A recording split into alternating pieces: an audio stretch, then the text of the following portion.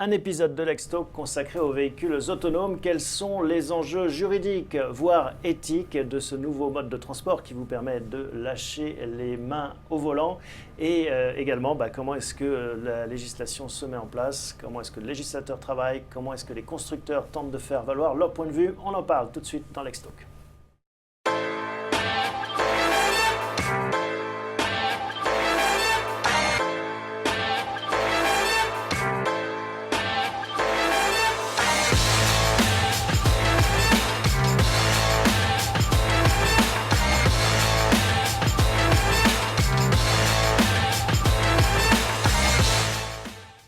Les enjeux juridiques du véhicule autonome, on en parle avec Béatrice Fleury. Bonjour Béatrice. Bonjour Thomas. Associée chez De Gaulle Florence Associés. Et Georgie Courtois. Bonjour Georgie. Bonjour Thomas. Associée également chez De Gaulle Florence Associés. Alors Béatrice, existe-t-il pour commencer une définition juridique du véhicule autonome? Alors on en retrouve deux dans les textes qui peuvent régir en France le véhicule autonome. La première donnée par la Convention de Vienne de 1968 sur la circulation routière, qui les définit comme des véhicules ayant des systèmes embarqués ayant une incidence sur la circulation. Et dans l'ordonnance du 3 août 2016, les véhicules autonomes sont définis comme des véhicules à délégation totale ou partielle de conduite. Donc dans cette deuxième définition, on intègre tant les véhicules connectés que les véhicules totalement autonomes. Bon, on imagine bien que en fait, c'est en cas d'accident que se posent la plupart des questions juridiques. Georgie, qui porte la responsabilité? C'est l'enjeu majeur. On se demande tous si c'est le constructeur, le fabricant de la voiture, le fabricant de l'intelligence artificielle embarquée. Et donc, il y a une question centrale sur ce point-là. Il faut savoir qu'en France, il y a une loi spéciale qui est la loi de 85, une dite loi Badinter, qui régit la question de l'indemnisation des victimes d'accidents dans lesquels sont impliqués des véhicules terrestres à moteur. Cette loi, elle prévoit un régime d'assurance obligatoire et un fonds de garantie en cas de problème. Il faut savoir que cette loi, elle est axée principalement sur la notion conducteur et contrôle du véhicule.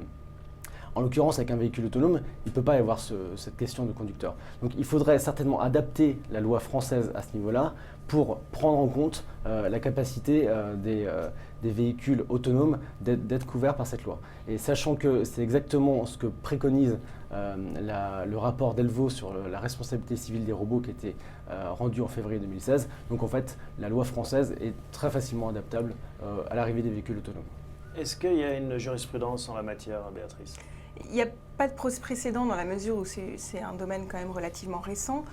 On peut être tenté de faire un parallèle avec les autres systèmes connectés qui ont eu trait aux véhicules, tels le régulateur de vitesse qui avait défrayé la chronique il y a quelques années. Malheureusement, on se rend compte en examinant la jurisprudence qui a pu être rendue dans ce cadre-là, que si on a eu des décisions des juridictions criminelles qui ont relaxé des conducteurs arguant d'un blocage du régulateur de vitesse, on a eu aussi, d'autre part, une décision des juridictions civiles, dont celle qui a justement été la plus médiatisée et qui n'a pas conclu à une décision de justice à proprement parler sur le fond, puisque l'expertise a constaté qu'il n'y avait pas eu de blocage de régulateur de vitesse en l'espèce. Donc entre toutes les affaires qui peuvent être considérées comme fantaisistes et celles qui ont été appréciées ainsi, on s'oriente de toute façon vers une orientation in concreto des situations. Et comment est-ce que travaille le législateur alors sur ces questions? Alors, on reproche beaucoup aux législateurs d'intervenir a posteriori, c'est-à-dire une fois que les innovations ont été présentées par les industriels pour adapter la législation à ces innovations. Donc, pour pallier ce défaut, le législateur, les ministères français ont mis en place des groupes de travail qui associent les industriels, les instituts de recherche, les scientifiques et les législateurs. On trouve aussi des projets similaires au niveau européen, dont notamment un projet Autopilot qui vient d'être lancé en février 2017 et qui vise particulièrement à améliorer la sécurisation des données du véhicule autonome. Alors, Georgie, justement, Béatrice le mentionnait, les industriels sont partie prenante de cette réflexion, de ces réflexions. Comment est-ce qu'ils travaillent avec le législateur? Alors, les industriels commencent déjà à modifier leur modèle économique. Il faut savoir que Volvo, Google ou Mercedes ont déjà annoncé qu'ils étaient prêts à prendre en charge les dommages causés par les accidents de leurs véhicules autonomes. Donc, ce qui est fondamental et qui est un changement quasiment de concept même dans la manière dont l'accidentologie est aujourd'hui assumée. Et on voit bien que ça touche tout l'écosystème, hein, que ça va aussi perturber sans doute d'autres ou influencer d'autres secteurs comme l'assurance. Oui, alors les assureurs sont particulièrement dynamiques dans ce domaine en adaptant leurs pratiques à ces évolutions. Donc on a eu des assurances de plus en plus connectées, telles l'assurance basée sur l'usage. En matière de véhicules autonomes, l'enjeu principal est qu'on prévoit une baisse drastique de la sinistralité routière si le véhicule autonome se généralise.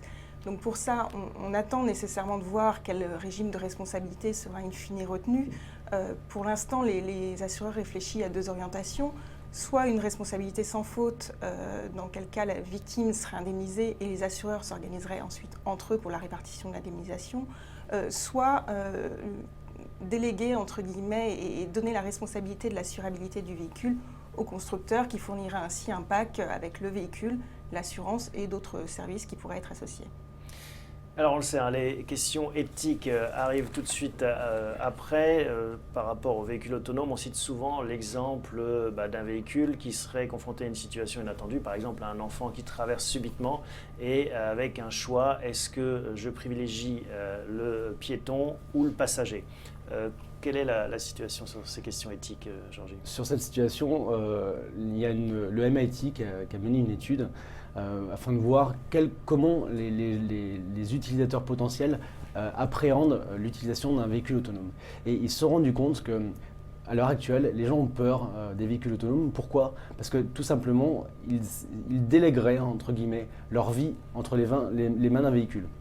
Pourquoi? Parce que en cas d'accident, comme vous venez de le dire, il est tout à fait possible que le véhicule décide de sacrifier la vie du passager ou conducteur-pilote au profit d'un être humain qui passe ou qui traverse devant.